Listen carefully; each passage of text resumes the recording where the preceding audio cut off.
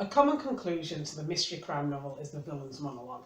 Close to the end of the story, the main character, the hero, will have a sudden epiphany which they may or may not share with us, the reader, and they'll hurry off without telling anybody where they're going and confront the killer. Because it's usually a murder, and if it wasn't before, as soon as the hero confronts the villain, it's about to be.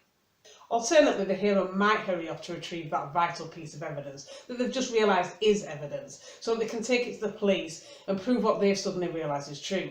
Almost inevitably, if this is their motive for separating themselves from the safety of the herd, they will be confronted by the killer before they can take said evidence to the police.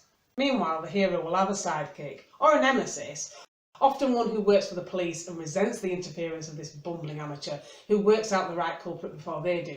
The sidekick, or nemesis, will have the same epiphany as our hero, but 20 minutes later, and will also somehow know that the hero got there first, and is now in mortal danger. Cutting back to our hero, now deep in dialogue with the villain, who has done everything bar setting up a PowerPoint presentation to explain what they did, why they did it, and how they'd have got away with it if it weren't for those pesky kids. Wrong show.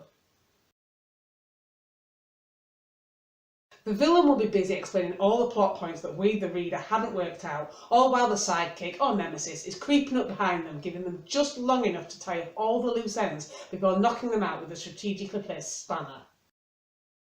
And cue the credits.